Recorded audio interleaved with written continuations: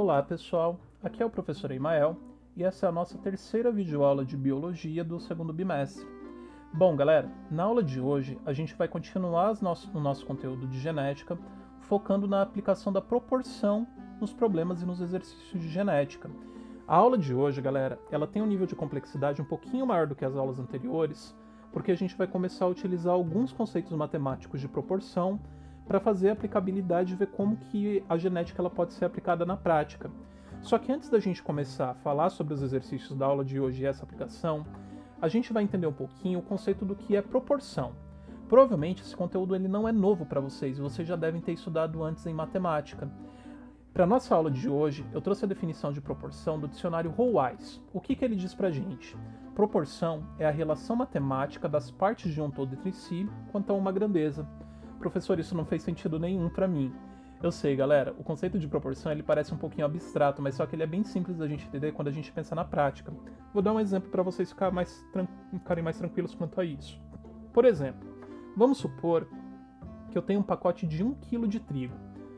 Esse pacote de 1 kg de trigo, ele é o total que eu tenho, concordam comigo? Se ele é o total, eu posso dizer que a quantidade de trigo dentro desse pacote é 100%. E se de repente eu consumisse esse pacote de trigo e eu tivesse dentro dele agora só 500 gramas, metade do pacote, quantos porcentos eu teria? Se 1 kg total é 100%, metade dele vale 50%. Esse conceito, galera, ele é um conceito bem tranquilo da gente entender porque ele é a proporção aplicada na prática. Se 1 kg é o valor total, metade dele é os 500 gramas. E na aula de hoje a gente vai trabalhar exatamente com isso. Aquelas proporções que a gente vinha calculando nos cruzamentos de genética na aula anterior, eles podem ser aplicados para a gente conseguir fazer inferências a respeito de um determinado cruzamento de interesse para a população humana.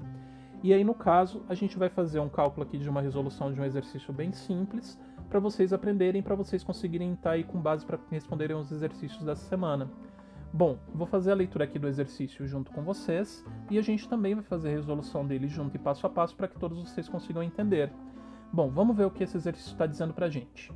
Em determinada espécie de flor tropical, a cor das pétalas é uma característica determinada geneticamente. Pétalas roxas são manifestadas pelo gene dominante R e as pétalas laranjas são determinadas pelo gene recessivo R. Do cruzamento entre duas plantas R, foram produzidas 400 sementes. Dessas sementes, quantas desenvolverão flores roxas e quantas desenvolverão flores laranjas? Bom, galera, para começar esse exercício ele tem aí um conceito de gene dominante e recessivo que a gente já trabalhou. O que ele coloca de novo para a gente é uma pergunta prática. Quantos filhotes, de repente, de um determinado cruzamento vão nascer com a característica desejada? Professor, como que eu vou resolver isso? Bom, galera, a gente já estudou isso daqui nas aulas anteriores, então tem nenhum grande segredo pra gente. Começando, galera. Quando a gente está falando de um exercício de genética, sempre a gente começa colocando as informações básicas que a gente tem. A gente tem a cor da flor roxa pelo gene R, laranja pelo gene R, sendo que o cruzamento é R por R.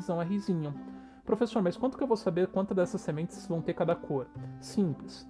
A gente vai fazer esse cruzamento e a partir das proporções a gente vai aplicar nesse total para conseguir calcular. Por exemplo, vamos começar da base. R com R. Gene R, cruzando com outro gene R, outro gene R. Entre esses dois, a gente vai ter um cruzamento R. Entre esses dois, R.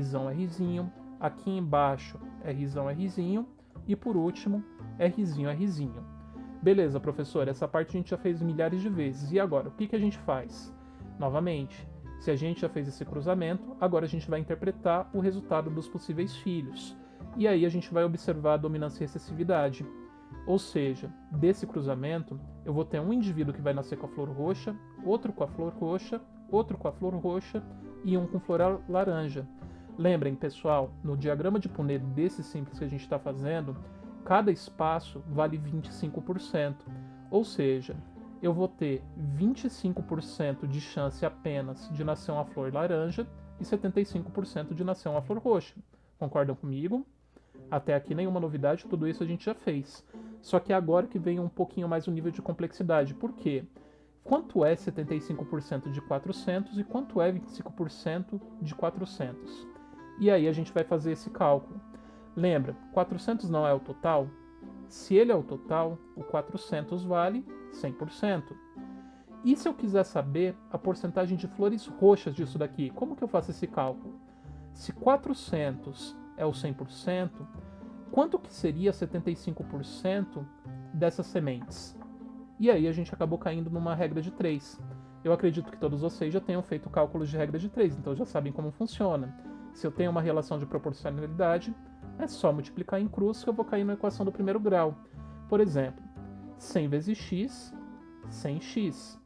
75 vezes 400, e a gente tem a equação montada.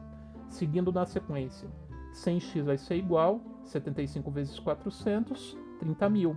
Se o x está aqui multiplicando, ele passa para o outro lado, dividindo. Ou seja, x vai ser igual 30.000 dividido por 100. 30.000 dividido por 100, 300. Ou seja, cheguei na resposta. Eu sei que 75% desses 400 são 300 flores roxas. Professor, e quantas flores laranjas a gente vai ter? Aqui você pode seguir dois caminhos. Ou você pode repetir toda essa regra de 3, substituindo aqui o 75 por 25, ou simplesmente você pode fazer por lógica. Se de 400, 300 flores são roxas, o que sobrar vai ser laranja. 400 menos 300, 100 flores laranjas. E aí a gente chegou na nossa resposta.